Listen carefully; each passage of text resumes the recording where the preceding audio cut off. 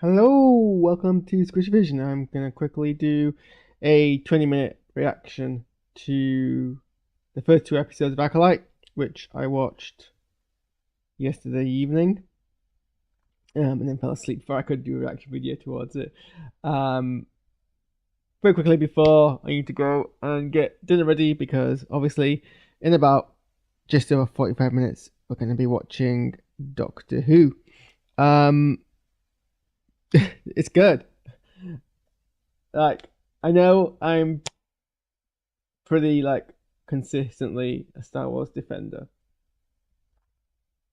because really it's boring to hate Star Wars, to be honest. But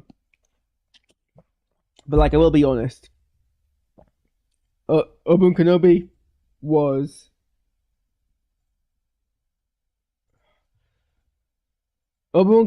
shot very well, but didn't make a whole amount of sense. The acting was great. Some of the set design was great. Some of the the dialogue was great. I just had problems with thematically what it was the story it was trying to tell. I'm massively critical of the Bad Batch. I seem to be the only person who's against the Bad Batch for some reason. But a vast majority of Star Wars is really good. It always has been. Where do I rate this to go from the beginning? Well, I don't think it's as good as Andor, but I think it's pretty what's the word? Pretty fresh. Essentially the point. Look, here's the thing. It's set in a unless you're unless you're very, very familiar with the High Republic, be it pre-Disney EU or post-Disney EU. I'm still going to call it EU because it is still expanded material. And EU is good to Mazani. It's probably confusing actually. But the non-visual medium stuff, the expanded stuff. Unless you're really big into High Republic stuff, this is, as far as on-screen main visual medium goes, this is still untapped, an untapped area. And for someone like me who doesn't know a huge amount about the High Republic era, me coming into this, I'm excited because this is Star Wars' opportunity to basically tell a story without the baggage of everything else. A lot of what goes on between the Phantom Menace and Rise of Skywalker is very tapped. That sounds wrong to say. It's explored. There's obviously stories to tell, and we keep doing it. But you plunk me into Star Wars, Jedi Fallen Order, and I don't know Cal Kestis' story, but I know what's going on I know what's going on in the universe at that time. I know what's going on in Galaxy at that time. I know that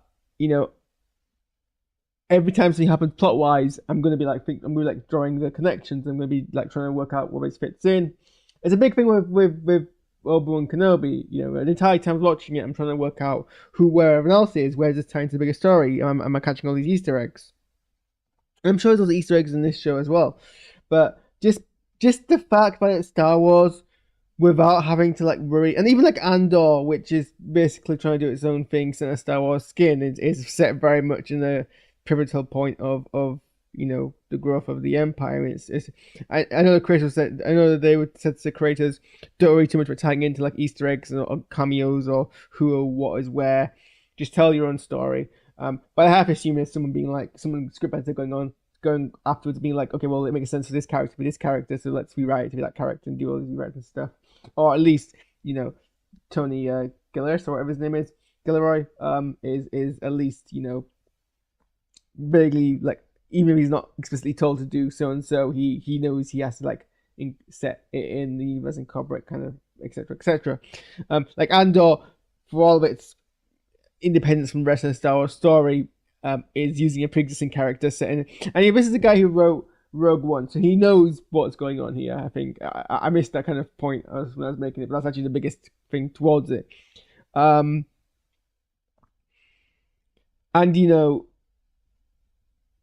Star Wars, the anime cartoons, what they called visions, they're of unclear canon. I mean, I think the whole point is that they were told. I mean, people are saying they're not canon, and I think I personally interpret them as either being canon if they can be, and if they're in the same continuity if they can be. If they can't be, their stories told within the universe, rather than kind of rejecting it as this completely like a separate thing. Because what's the point? I'm digressing. So what makes the Acolyte really good is that it's set in a part of Star Wars that is relatively untapped in the visual medium. And so if you're someone, like, I'm a pretty like deep Star Wars fan, but there's probably people who are more hardcore than me, by sure. But I think I'm more into Star Wars than the average viewer. Have a Star Wars mug, as if that proves my credentials. That's my proof. And for me, this is fairly untapped. Like this, I've not engaged with like the books or the comics or whatever. So this basically lets the story be as much of Star Wars as it wants to be, without having to bear the weight of all the plot that even like the average viewer knows the plot of Star Wars, the New Hope, or like what generally the big historical moments are. And a lot of the film has to like tie itself to that. And it's so like I have no idea what the state of the Jedi Order is at this time. Like I know very much the state of the Jedi Order in the Star Wars, the Skywalker saga is a decline. It's the Jedi Order is very much become an institution that is failing itself, failing those around it, and everything that it tries to represent is very much a philosophy and a theory that takes the back seat from the practical fact that the Jedi Order at that point is a political movement. And even during the rebellion, the Jedi Order is very much a political movement. Hello, JJVR @sign. That's a very botty username. So I'm living optimistically, but I'm not living too much in hope. So yeah, that's what's exciting about this. And for me, the first two episodes definitely like fulfill that promise. Like I'm watching this and I'm feeling like I'm able to like enjoy Star Wars with the most fresh. I feel like I'm enjoying Star Wars without having to like know. I mean, Mandalorian is close to this. The Mandalorian is actually probably short of asking someone to watch A New Hope or The Phantom Menace. The Mandalorian is probably the closest like you can get to in terms of saying someone you can watch this without having to know anything else about Star Wars, because Mandalorian is very much just a Western with a Star Wars skin. That being said, that only really applies for season 1, and not even all of season 1, most of season 1.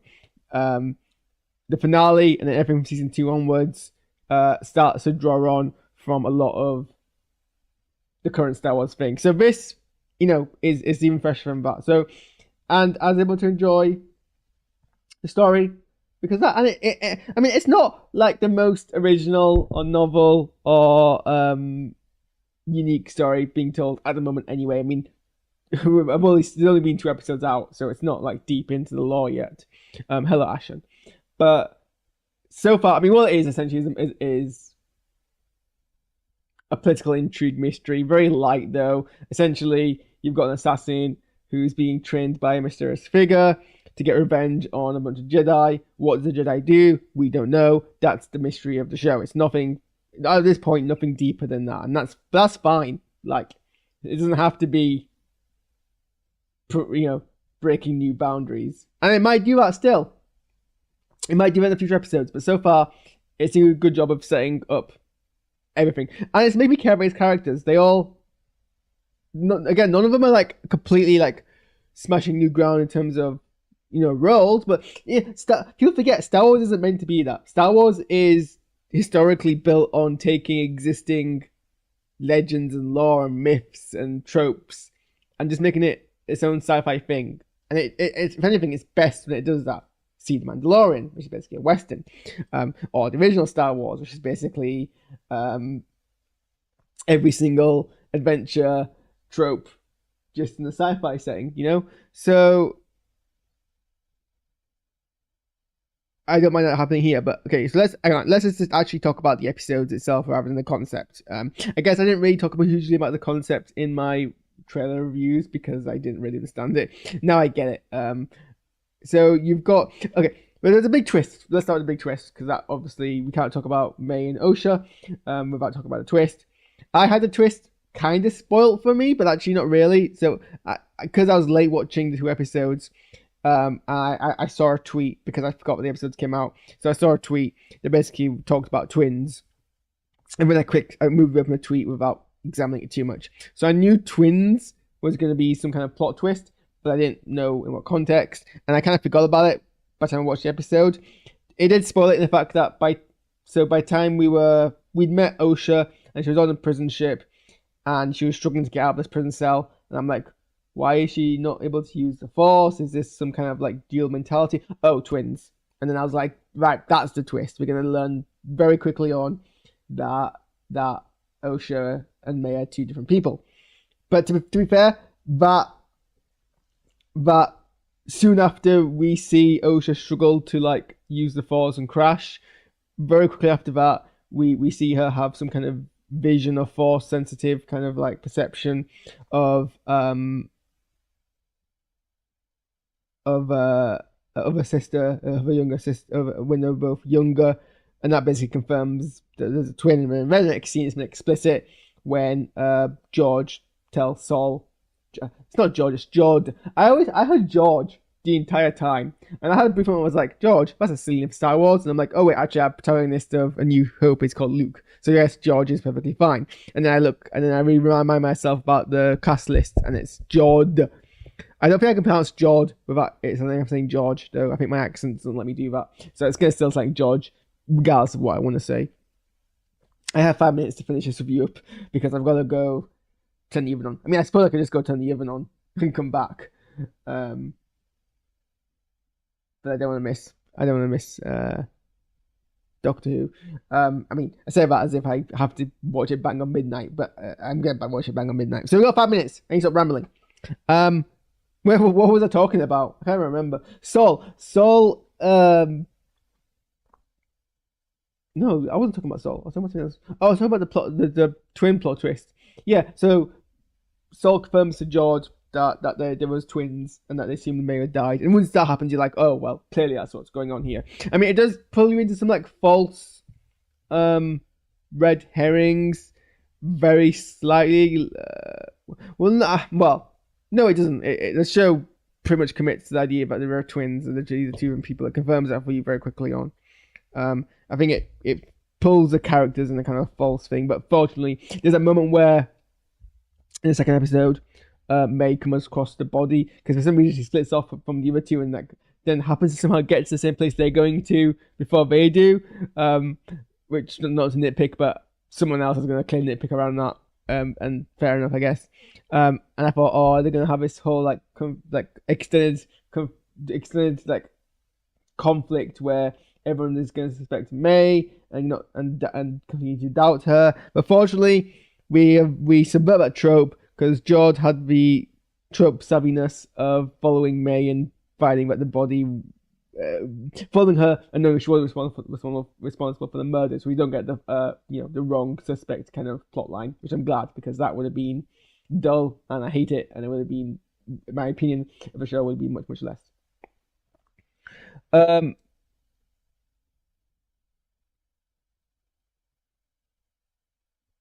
So yeah, so that was spoiled for me, but like I forgot about it, and then by the time I realized it was a reveal straight after. Anyway, hello Joseph, Ricky, how are you? Okay, so right, I have 3 minutes to give my opinions of all the characters. May is probably the least we know about at the moment. We don't know why she wants to attack these Jedi because we don't know what the Jedi have done. But I appreciate that as far as traumatized orphan assassins go, she's given some depth and nuance so far, and that she's got a degree of vulnerability about her clearly. Like when Saul approached her, she was clearly like, not just a cold assassin. She was scared about the situation. There is a degree of like casualness with her speaking. I appreciate that we're not like painting her in a certain way. Um, I'm not gonna be able to go into depth in my thoughts because I have 2 minutes and I've got to bounce. I really mistimed when I started this stream. I don't think we've seen enough of May as a person yet to really be clear on the difference between May and Osha. But Osha's chill, I guess, is kind of how I can describe a character, and I think certainly I like the character. I think and from what I've seen of the actress, I can't remember the name of which isn't anything, but from what I can tell of kind of just things behind the stage, I think she's gonna bring a lot of heart to the role. So I'm looking forward to that. A lot of people are criticizing. I really like. We haven't seen much of them yet, but I like Jord and I like. Oh, what's her name? Damn it! I knew I was gonna forget someone's name. Wolverine girl. Jackie. I really love the dynamic of Saul, Yord. Is it Yord or is it Jord? Yord?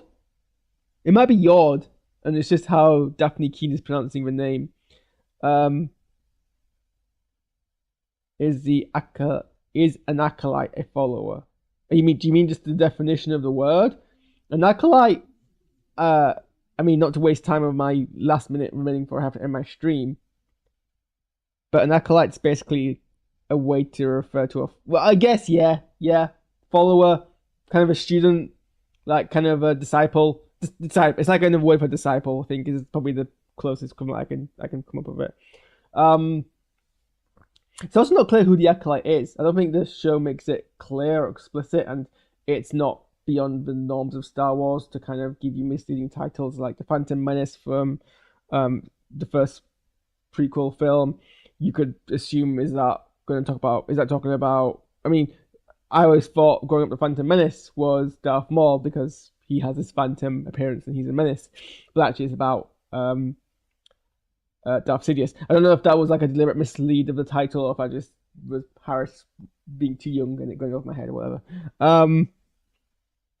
I do like the kind of dynamic that Saul, Yord, and I think it is Yord, not Jord, because I'm saying Yord and it's easier to say than Jord. Saul, Yord, and Jackie have. I've not seen Logan, so I don't think I've seen Daphne Keane in anything, but I just the charisma, I guess, she's bringing to the role. I'm a big fan of. It's clear why she was cast. She's doing a very good job. I mean, all these characters have charisma. I know. I bet people are gonna find things to nitpick and hate about them, but like Charlie Barnett as Yord has a lot of charisma. I like. I mean, yes. Yeah, he was of something or another. Well, he was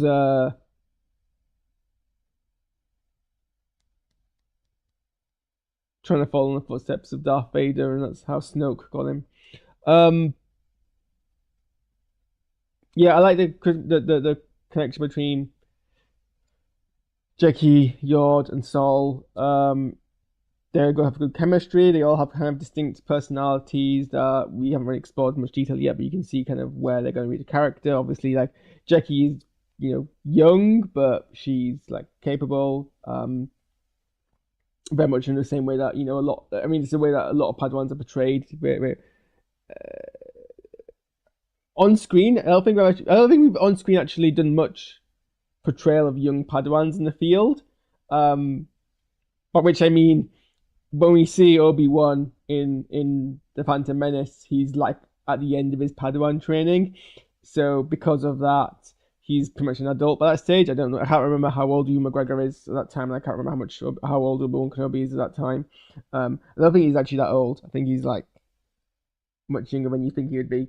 And obviously when we see Ahsoka in the animated series, she's an animated character, so we don't really appreciate how young she is. That was a thing that came up when we saw the Ahsoka flashbacks in Ahsoka, and people were surprised by how young the actress who was playing young Ahsoka was, and then people point out, no, that's how young Ahsoka actually was. All of the Padawan or the apprentices that we see in the original trilogy and the sequel trilogy are adults. They're older than they would be. So I think Jackie as a character is, as far as visual medium goes of Star Wars, by which I mean the mainstream TV and the films, is actually kind of our first real tackling of a Padawan character. So that's just kind of exciting. Jackie is an archetype, a very stereotypical kind of young, headstrong character. So, and she's so much playing that trope to a T. But like I've said, Star Wars does well when it plays when it uses tropes, be that subverting it or playing it straight, but it commits to it. I do like Yord as a character. I do get a strong feeling, and I do like relate a lot to Yord. He's someone who I think has been very recently promoted as the Jedi Knight, and just as someone who has been in youth leadership roles. So I've been like youth groups where I was given a leadership role, and as a young person, you were often kind of put into that mindset of, okay, well, there's a certain way I have to act to like impress my olders and get the respect of my youngers, but he's still obviously being himself as a young person, so there's a lot of that kind of like charisma to him. So I'm seeing a lot of like kind of that nuance to his role. I don't know if it's nuance, but there's like a detail, and I might be projecting, but good art invites you to project, right? I am 4 minutes overdue, so I'm going to speed through the rest of these. Lee Jung Jae as Sol is like the standout for this, and Joseph Ricky is asked. I mean, you saw the thing appear here anyway, so I won't read it out. I'll basically answer your question. So you think Acolytes, and I'm assuming you're referring to Acolytes in the context of this show, are a faction of the Sith and not Sith? Possibly.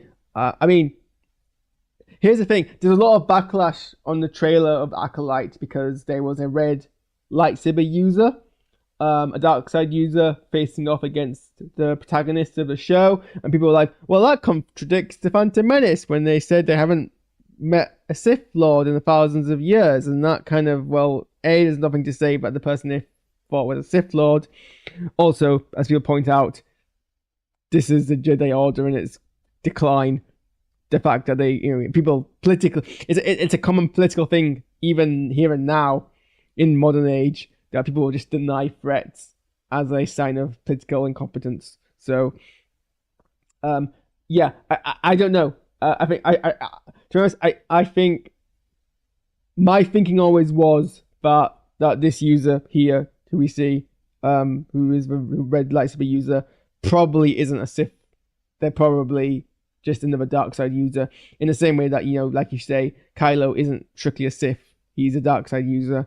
I think Star Wars has been pretty like, it's outside of the established Sith Lords, it's pretty happy to use dark side users. We had the Inquisitors who are dark side users and not Sith. So, and even then, even like Darth Maul, they've kind of retroactively said for most of his time was just a Sith assassin. He only really became a Sith Lord very late on, and then I think if you get the timeline right, because Plagueis, I think he was a Sith Lord for less than a year, because Plagueis gets murdered during the events of Phantom Menace, and only after then does Darth Maul get promoted to a Sith Lord, then Darth Maul dies. So actually it's even less than a year, it's like, what, a week. Darth Maul did not have a really good career as a Sith Lord. And I guess the last thing to talk about is Indara. I've not watched The Matrix, so I don't have any particular like fondness. That sounds wrong. Carrie Ann Moss isn't an actress I'm familiar with because I've not seen The Matrix. She's clearly cast as someone. I mean, it even says that she was that she was cast to kind of invoke the Trinity feel. I really do need to watch The Matrix, to be honest. I've seen like 5 minutes of it. I think the fact that she dies in the first 5 minutes of the first episode is meant to be like, shock. People are complaining about it. I'm like, that's a pretty common thing. It's not a common thing, but it's happened before. There's been like I know there was a horror film. I can't remember which one it is now that famously casts like a big name girl as what appears to be the protagonist, and she dies in the cold opening. Torchwood kills one of the actresses. I can't remember her name is now, but she's going to be Doctor Who in 20 minutes, which reminds me I need to like leave. I'm gonna be late now. It's gonna take me like 25 minutes to make my food. It's pretty common to like do this. Not common, but it's not unheard of. So, and also Carrie-Anne Moss is still in the show. Like there's gonna be we've seen there's gonna be flashback sequences, and I imagine she's gonna be a pretty major player in the flashback sequences. So the fact that they kill her off in the first like 5 minutes, I think actually I agree with what Leslie Headland says about killing off this person who was billed as a main character, killing her off very early on, and considering this is set in the High Republic and we don't know much about these characters, means that there's no a big complaint about Obi-Wan Kenobi, rightly so, was that the stakes are somewhat lowered by the fact that the stakes are lowered by the fact that you knew most of the characters were going to survive, whereas in here we don't know who's going to survive. They all could die, so that does kind of help, I guess. I'm going to answer Joseph Ricky's last points, and then I'm going to kill the stream because I need to go get ready for Doctor Who. This has gone on for too long. I shouldn't have started the stream. I thought I was going to be done in 20 minutes. Clearly I had more thoughts than I thought I did. To some of my thoughts, strong start. It's also shot really, really well. I think it's shot, I don't know if it's post-production or shot like that, but there was certainly like grain on the, there was grain on the when I watched it. I'm hoping that isn't like my internet connection being bad. So clearly they're trying to evoke that kind of more classic feel. Yeah, actually sequences are really good. I mean, I know they're very kind of like kung fu-y, but you know, that's not a bad thing. I don't know why people are like wire fu kind of like very kind of like stylized cinematic fantasy kind of like martial arts. I don't know when that became like such a dirty concept to do in your content. You know, it was like 20 years ago that was all the rage. Like it's still cool. Like fight scenes in film aren't meant to be realistic. Realistic fight scenes are over in 10 seconds. If you want a good drawn out fight scenes in film are meant to be a dance. They're meant to tell a story. They have verses and lines. You're meant to make them. They're meant to be hyperbolic. Hyperbolic. That's the word. I got it eventually. So the fact that they're all exaggerated is fine. It's good. I enjoyed it. It was entertaining. I enjoyed all the fight sequences. I enjoyed the fact that the Jedi didn't pull out the lightsaber. Well, someone's commented actually that you have Saul and Indara. Saul who never pulls out his lightsaber, and Indara who only pulls it out at the end. And then you have Yord who pulls out at any given time, which I think is also very telling about their characters.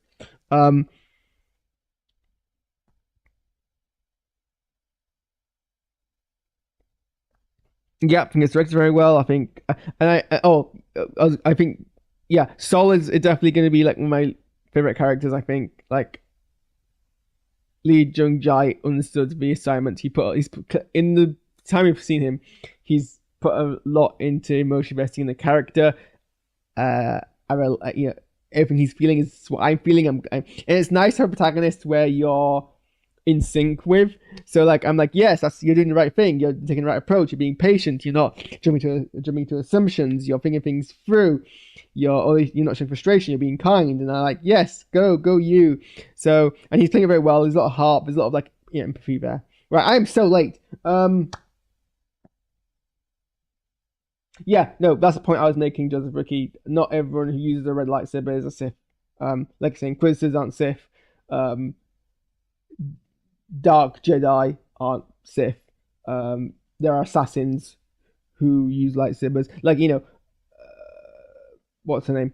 Ventress was never a Sith Lord or even a Sith apprentice. I mean, well, different mediums comment on it differently. I wouldn't say Ventress was a Sith. I think she was just a dark side user who's being used as an assassin. I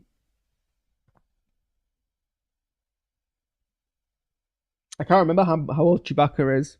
Should we find out? Should we Google this? I'm late. Do we know Chewbacca's canonical birth? Chewbacca was born 200 years before the Battle of Yavin, and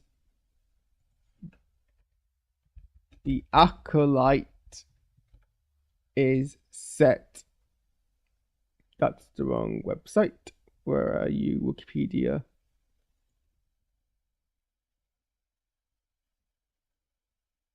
It's set 132. So Chewbacca would be 68 years old at this point. So he could turn up. I don't know why he would. I don't know why he's relevant to the story. But yes, he could turn up. Okay, I'm gonna miss Doctor Who. Yeah. Oh, I guess, I'm just gonna have to pause it while I'm making food. Anyway, I need to go. Okay, I'll see everyone at 1 o'clock. My Doctor Who reaction. So if you're into Doctor Who, I'd be much more coherent there because I have better thoughts of Doctor Who than I do about anything else. So stick around for that. Anyway, I'm gonna stop babbling because I need to go. Where's my... There we are. Okay, bye.